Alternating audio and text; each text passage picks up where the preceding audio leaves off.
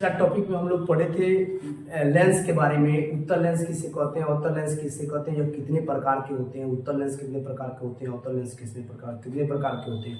आइए अब हम लोग समझने की कोशिश करते हैं कि फोकस दूरी, लेंस की फोकस दूरी क्या है, प्रधान अक्ष क्या है, वक्रता केंद्र क्या है, वक्रता त्रिज्या क्या है, इस सब के बारे में हम लोग जानने का प्रयत्न करते हैं। तो आइए हम लोग देखते हैं लेंस के बारे में। प्रधान अक्ष क्या है? तो प्रधान अक्ष क्या है? लेंस के वक्रता केंद्र को मिलाने वाली रेखा को प्रधान अक्ष कहते हैं। तो वक्रता केंद्र है क्या? तो मान लीजिए लेंस जो होता है दो गोलीय दर्पणों का क्या होता है, मिलने से बनता है। दो गोलीय दर्पण एक बना लीजिए आप, एक गोलीय दर्पण हो गया और एक गोलीय दर्पण हो गया।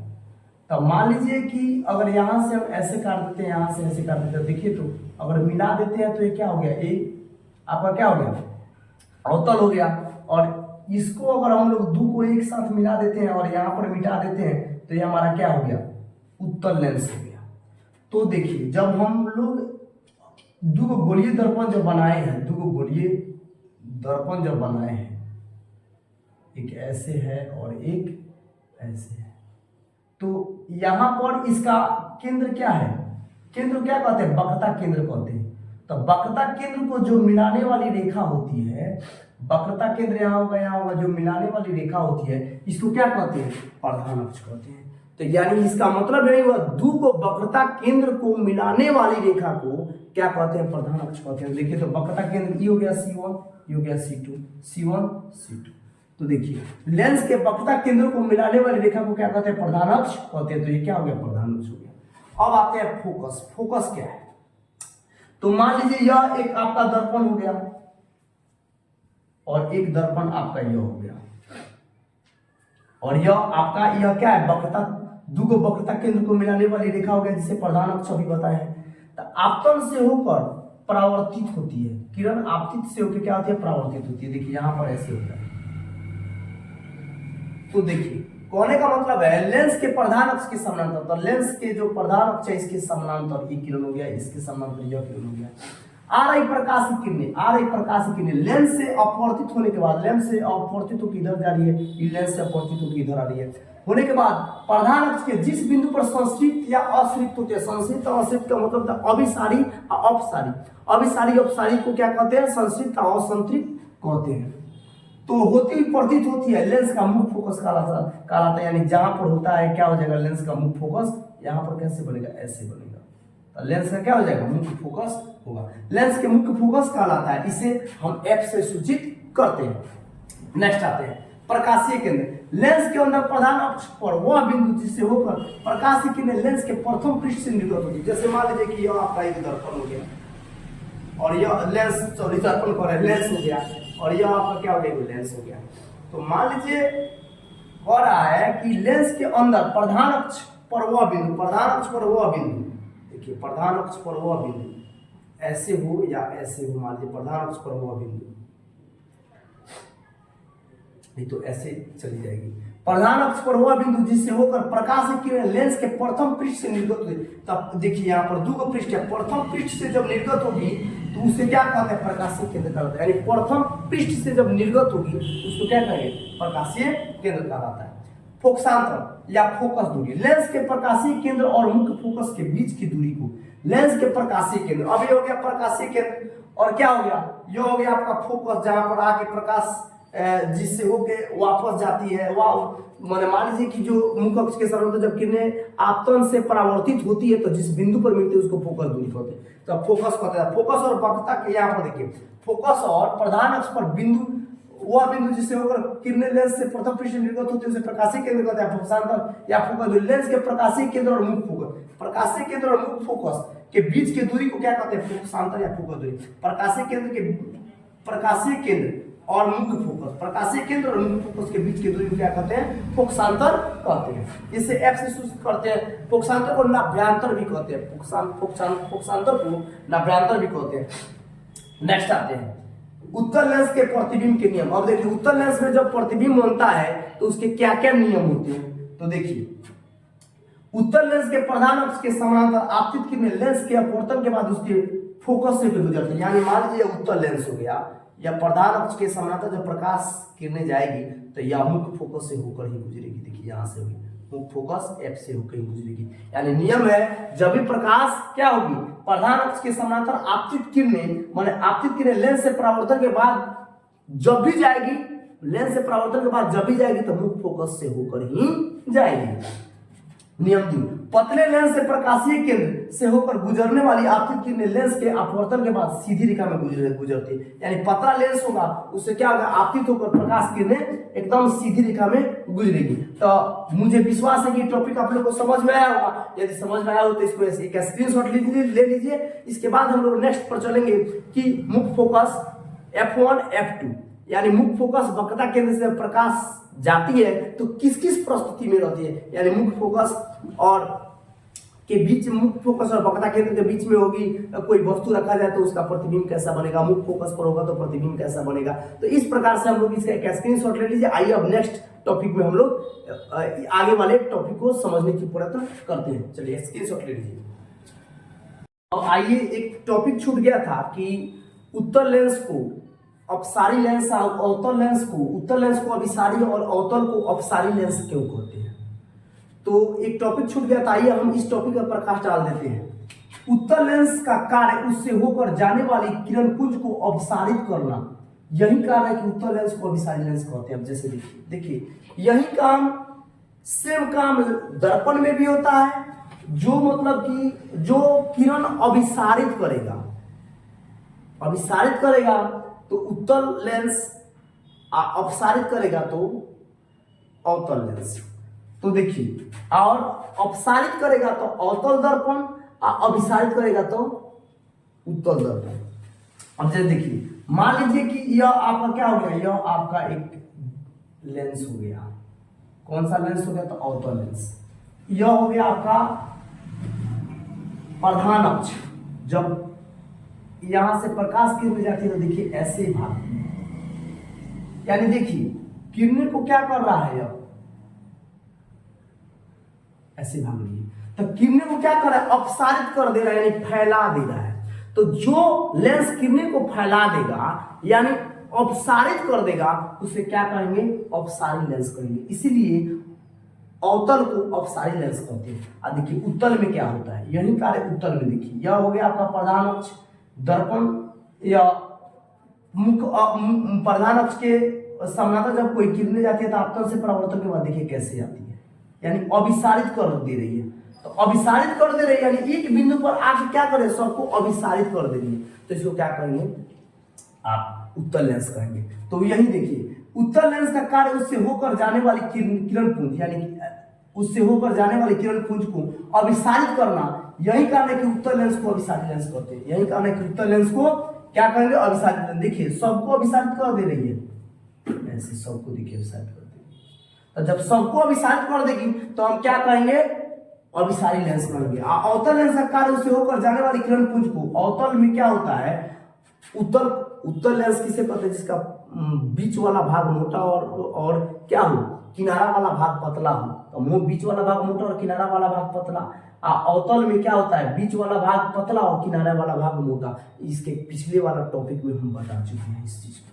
तो किरण पुंज को अभिसारित करता है, यही कारण है कि अवतल लेंस को क्या कहते हैं, अभिसारी लेंस, अपसारी लेंस कहते हैं। यानी अपसारित कर देगा, फैला देगा उसको, जो किरण पुंज को फैला देगा उसको अपसारी, और जो किरण पुंज को ले आके एकत्रित कर देगा, एक बिंदु पर कर देगा, उसे क्या कहेंगे, अभिसारी। अब आते हैं, देखिए यह हो गया आपका, अब कौन है, उत्तल लेंस से बने प्रतिबिंब। उत्तल लेंस में कितने प्रतिबिंब बनते हैं, तो एगो F तथा O के प्रकाशीय केंद्र के बीच में होगा, एक F तथा B के बीच में होगा, एक F पर होगा। तो ऐसे देखिए, अब पहला टॉपिक है कि लेंस तथा फोकस के बीच स्थित वस्तु का प्रतिबिंब कैसा होगा।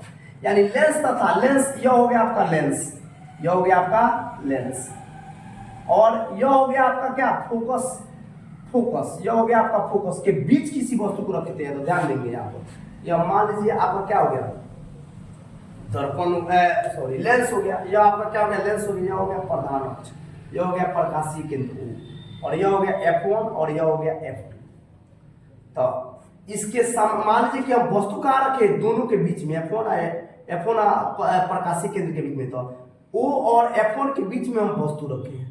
तो जब वस्तु रखेंगे तो आपतन से परावर्तन के बाद मुख्य फोकस एफ से गुजरेगी।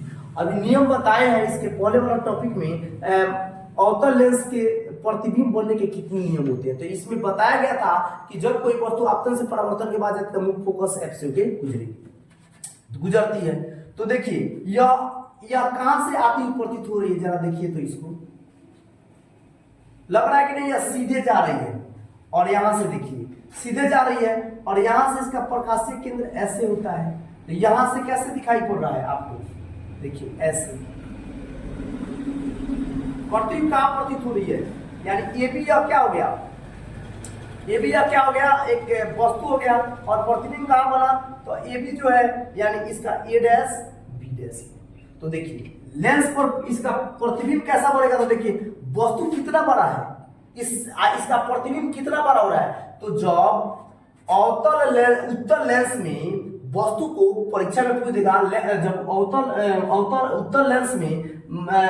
जब उत्तल लेंस में वस्तु को एफ और ओ के बीच में रखा जाए, लेंस तथा फोकस के बीच में रखा जाए, तो प्रतिबिंब स्थिति तथा प्रकृति बताए। तो जब वस्तु को लेंस और फोकस के बीच में रखा जाता है तो इसका प्रतिबिंब जो होता है दर्पण कर बार बार दर्पण मुंह से निकल जा रहा है, लेंस के क्या होगा, पीछे बनेगा। लेंस के क्या बन रहा है, पीछे बना, देखिए लेंस के पीछे बन रहा है, लेंस के पीछे बन रहा है, और वस्तु से बहुत ही बड़ा बनेगा। देखिए वस्तु से कितना बड़ा बन रहा है, वस्तु से बड़ा बन रहा है। और कैसा बनेगा, देखिए जब इस प्रकार से कोई डॉट मिले तो समझ जाना है कि यह काल्पनिक प्रतिबिंब बनेगा, और काल्पनिक प्रतिबिंब बनेगा तो निश्चित रूप से सीधा बनेगा, और वास्तविक प्रतिबिंब बनेगा तो निश्चित रूप से उल्टा प्रतिबिंब बनेगा। तो इसमें कैसा प्रतिबिंब बनेगा, उत्तल लेंस में तो काल्पनिक और सीधा। कैसा प्रतिबिंब बनेगा, काल्पनिक और सीधा। और एफ और ओ के बीच में रहे तो प्रतिबिंब वस्तु से कितना बड़ा होगा कि छोटा होगा, बहुत बड़ा होगा। वस्तु से क्या होगा, बहुत बड़ा होगा। दूसरी चीज दर्पण के पीछे बनेगा कि आगे बनेगा, तो दर्पण के पीछे बनेगा। तो ये हो गया पहली का स्थिति, इसका एक स्क्रीनशॉट आप लोग ले लीजिए। चलिए अब नेक्स्ट आते हैं, वस्तु का प्रतिबिंब जब F1 पर हो तो कैसा बनेगा। यानी हम लोग यह मान लीजिए कि आपका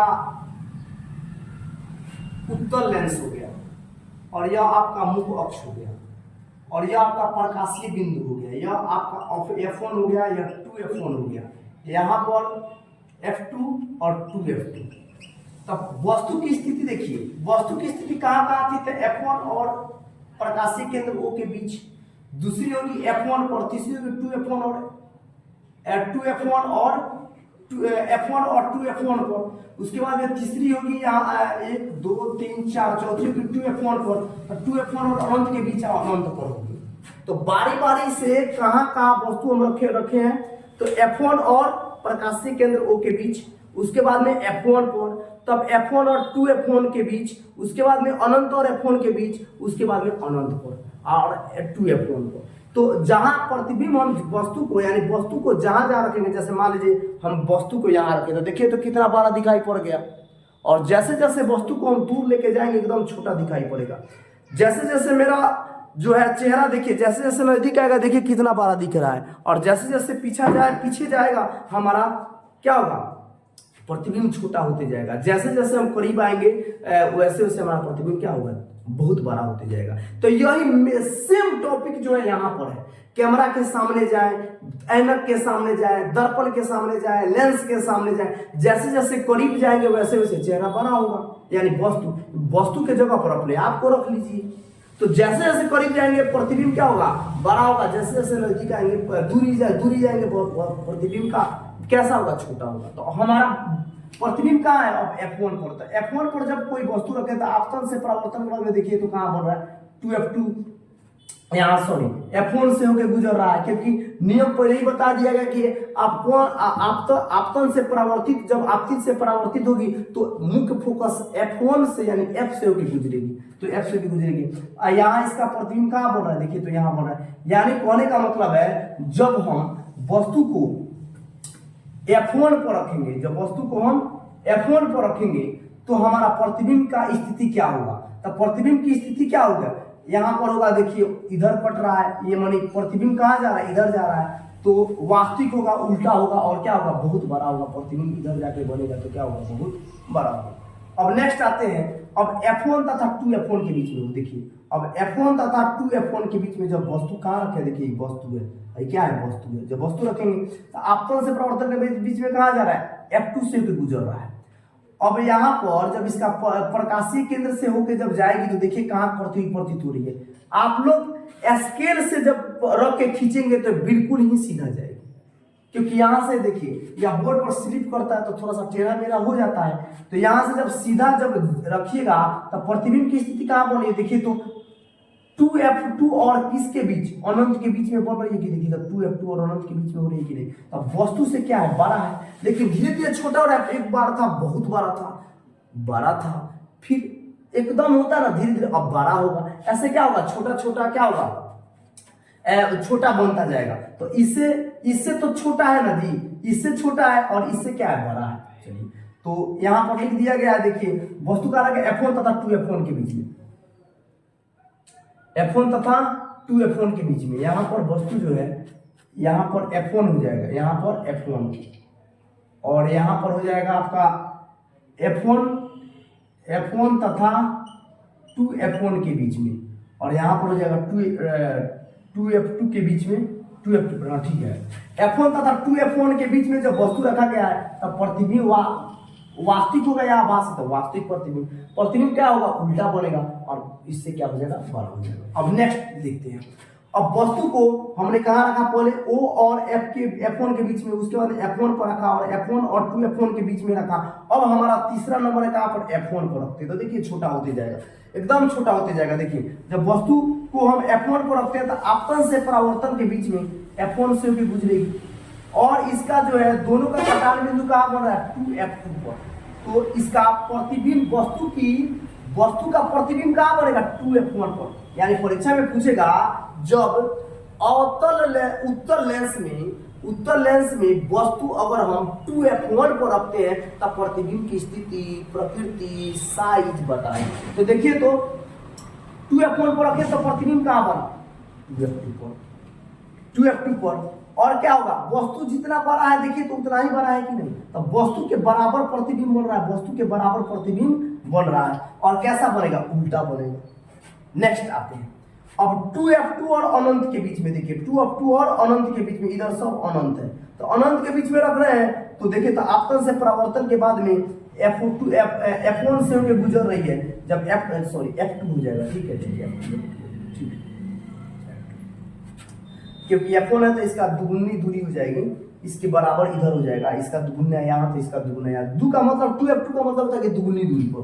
तो देखिए तो आपतन से परावर्तन के बाद में कहाँ से होकर गुजर रही है, F2 से होकर गुजर रही है और इसका प्रतिबिंब कहाँ बन रहा है, 2F2 और F2 के बीच में, 2F2 और F2 के बीच में बन रहा है। और वस्तु से देखिए तो छोटा हो गया कि नहीं, वस्तु से छोटा होते जाएगा।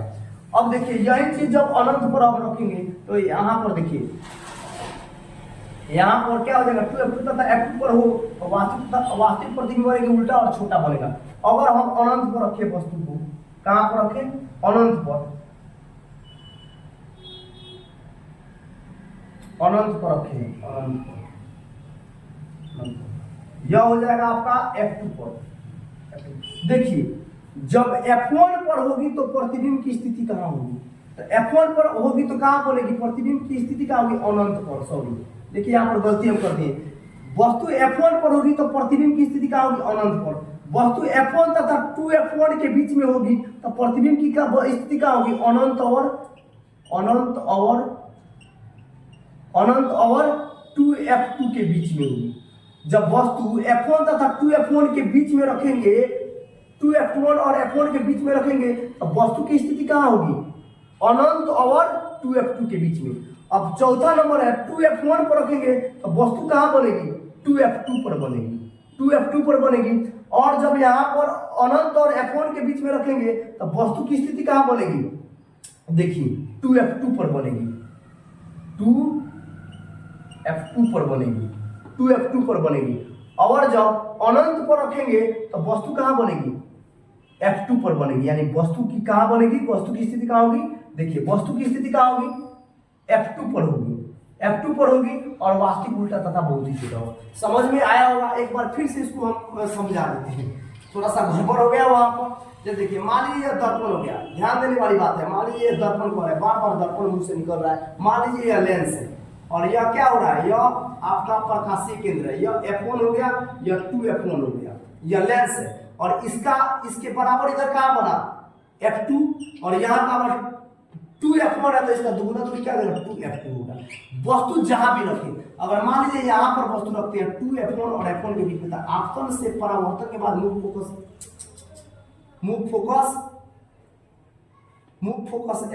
F2 से होकर गुजरेगी। जब मुख फोकस F2 से होकर गुजरेगी तो यहाँ पर देखिए जब इसका आप बनाइएगा, जब सीधे का खींचिएगा, देखिए यहाँ कहाँ प्रतीक प्रतीत हो रही है, तो देखिए तो अनंत और F1 F2 के बीच में प्रतीक प्रतीत हो रही है कि दोनों रेखा का कटान बिंदु जहां पर होगा वहीं पर प्रतिबिंब बनेगी, जहां पर कटान बिंदु होगा वहीं पर प्रतिबिंब बनेगी। उसी प्रकार हर देखिए अब यहाँ पर मान लीजिए यह आपका लेंस हो गया, यह आपका वो हो गया, यह आपका F1 हो गया, यह आपका 2F1 हो गया, यह आपका F2 हो गया, यह आपका 2F2 हो गया। तो मान लीजिए अब वस्तु हम अगर F पर रखते हैं तो आपतन से परावर्तन के बाद मुख फोकस F से गुजरेगी। चलिए यहाँ तक तो कोई दिक्कत नहीं है। अब जो है अब देखिए प्रतिबिंब की स्थिति देखिए तो कहाँ बनेगा, कहाँ कटान बिंदु इसका हो रहा है, देखिए तो F1 पर कटान बिंदु हो रहा है, F2 पर 2F2 पर हो रहा है कटान बिंदु, तब वस्तु की प्रतिबिंब के बराबर बन रहा है। जितना बड़ा का वस्तु है उतना ही बड़ा का प्रतिबिंब बन रहा है, जितना बड़ा का वस्तु उतना ही बड़ा प्रतिबिंब बन रहा है। और जो है वास्तविक यानी इधर बनेगा तो वास्तविक बनेगा और उल्टा बनेगा और वस्तु के क्या बन रहा है, बराबर बन रहा है। इसी प्रकार अगर मान लीजिए कि अगर हम यह लेंस हो गया, यह हो गया प्रकाशीय केंद्र, यह हो गया F1, यह हो गया F2, यह हो गया 2F2, यह हो गया 2F2। अगर हम अनंत पर रखें, देखिए अनंत और F2 के बीच में रखें तो आपतन से परावर्तन के बाद यह मुख फोकस F से ही गुजरेगी। लेकिन इसका स्थिति कहाँ होगा, देखिए इसका स्थिति कहाँ होगा, देखिए तो जब यह सीधी रेखा खींचेंगे वो टेढ़ा हो गया, सीधी रेखा खींचेंगे तो कहाँ बना, देखिए तो कटार बिंदु कहाँ हो रहा है, F2 और 2F2 के बीच में हो रहा है, तो वस्तु से छोटा होते जाएगा कि नहीं। तो यानी जैसे जैसे दूरी बढ़ेगा वस्तु की प्रतिबिंब छोटा होते जाएगा और जैसे जैसे हम लेंस के करीब आएंगे वस्तु का प्रतिबिंब बड़ा होते जाएगा। तो चलिए इसका एक स्क्रीनशॉट ले लीजिए।